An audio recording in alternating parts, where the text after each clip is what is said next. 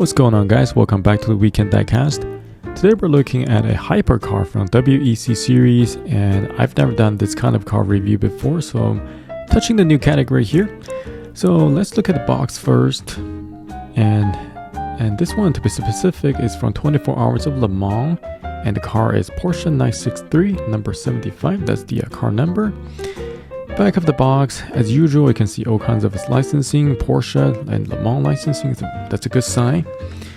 So there are so many classes in the WEC, right? There are hypercar, LMP2, GT3, and this one, obviously it's a hypercar, and to be specific, is LMDH, which means the electric motor and engine. I guess engines are all in the back of the car. So, well, before I start buying those 64 scale diecasts, at my very beginning of my collection, I didn't even watch those races, right? I didn't watch WEC, I didn't watch IMSA. So all these hypercars look the same to me. I mean, the hypercar, LMP2, whatever, they all look the same to me. I even have this LMP2 here, right? If you don't watch the race, aren't they look the same? They will have those futuristic looking, right? And they have the seats in the center. I mean, same to me. So I like this kind of car at the beginning, but this car is a little bit more expensive than the regular Mini GT car because, it makes sense because it has a larger casting, have more aerodynamic units, so it's hard to produce, and with all the sponsorships and stuff, it's probably harder for them to do those printings as well. So more expensive, and they all look the same to me, so I stopped buying those, because and also I like those GT3 class. You can actually see those GT3 cars on the road, like a Porsche 911, a Corvette, that kind of stuff.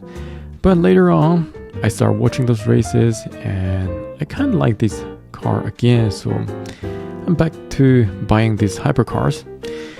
So, well, done with the background story. Let's look at the car here. It has a very nice, very accurate shape for the Porsche 963, and the color is very vibrant. The bad thing is you cannot look very deep into it. For example, if you take a closer look, you can see the paint is kind of messy here, so it's not very smooth. It feels like a how can I describe it? Semi-gloss wall paint. I don't know if you ever paint the wall before, but if you go with those gloss or semi-gloss ones, they will leave a kind of film on the like very thick film on the wall, and you can actually peel it off. And it's the same feeling on this car. So I actually look at the car before, right? So I actually found out there. See this?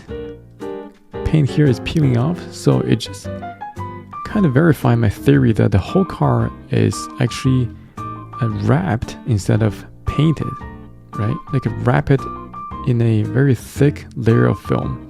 So I really don't like that. So it reminds me of some of the older Sparky car models, and they don't have those very smooth painting finish, and yeah, not a very good first impression here. And okay, let's just start looking at the front here to see if there's any other disappointment here, right? So looking at the front, the headlights are actually pretty good, pretty clear headlights. You can actually see some light bulb details in here because how transparent those headlights are, and also these headlights are separate pieces, so that's very good. You can see those like screws information. These two black dots are screws of the panel, so that's good. That's a good. Pay attention to the detail. Front grille is nice. It's very deep in there, and those front blades are sharp enough. It's not carbon fiber. Doesn't have any carbon fiber patterns on it. And these paints, like those fine prints, sponsorship paints, are clear enough. These are actually very good. And these are not decals, they're kind of just painted here, so that's very good. And I noticed that some panel gaps or panel lines are not deep enough. So if you look at the front gaps, front hood panels, these lines are deep enough, but if you go to the back, I don't know if it's because the paint is too thick to make these lines are kind of shallow. So yeah, looks dull. It's not sharp enough here. But these lines at front are pretty good. And the front of the car, you can see those, those opening for the wheels from the front set and rear sets as well. So that's good because these are the, the real car, these are some air outlets for the turbulence of the wheels, to make the car more stable. And number 75, you can see those Le Mans sign, hypercar sign. And you can see these are just decals, right? Let me grab a little, where's my Allen wrench? Just use the screw here. You can see these are just decal stuff, decal. Maybe that's why it does not look very smooth. I think it's because of decal here. And for right here, you can see this kind of grill finish. In the real car, obviously in the real car, these are the cutoffs, they're hollowed, but it's a little bit lazy on the Mini GT side. They'll just put some paintings here instead. And the mirrors are rubber, does not have the silver paint here. Just a soft rubber here. And the wheels are not bad yet. They have the wheel prints and the spokes are sharp enough. You can see the middle quick release lug nut detail in the middle here, so that's good. Porsche banner, and you have you actually don't have any windshield wiper here. It's just a painted bar in the middle. Wow, they actually did that, huh? Well, this is not good at all. On the side, you should be able to see those drivers' names here. And here are all the crazy aerodynamic units, air outlets, air intakes, good stuff. And top here, you should be able to see some wind blade. Should be able to see like a 4-blade here. You can see the first set at the front, and the rear set is right here. And these are extra air intakes for the engine on top. And then here you can see the camera. Not too clear for this camera detail here, but it's there. It's right there. And moving to the back.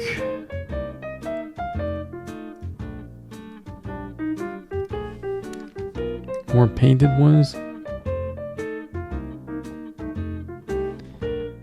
And this is exhaust tip here. Does it use a separate piece for the exhaust tip? I don't think so. It's just painted black here. And the beautiful fin on top is very sharp. And in the back, the spoiler is okay, this is really bad. I found out that the taillights are, you can barely see any taillight. If you're looking at the side view, right, you can see this is painted here, right? So no acrylic piece at all, just painted on the side.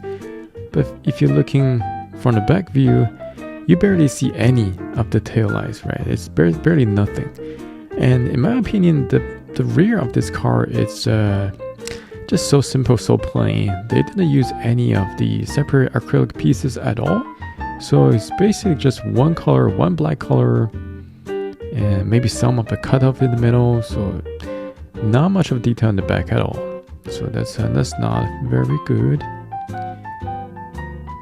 And here you can see quick fuel system right here, and it's like a silver, painted silver too. So I like this, like this detail right here. And all these sponsorships, Michelin, the Michelin guy in the middle here. That's pretty fun. Did pretty good on the window part.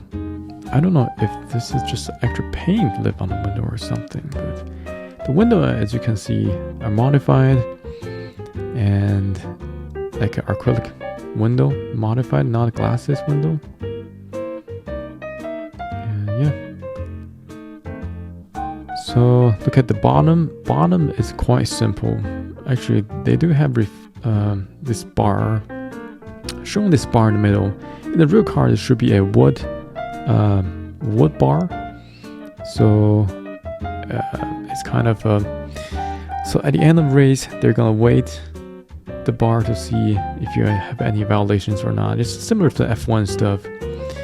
And for the front splitter, there should be some air channels down, 2 air channels down from the top, but you don't see any of those. Back you can see the diffuser details, but the front is just very plain here. So let's open this up.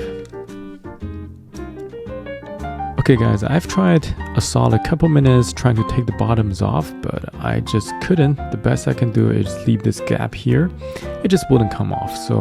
But anyway, there's nothing super exciting inside. There's no color separations, just a classic typical Mini GT race chairs and dashboard, steering wheels, that kind of stuff.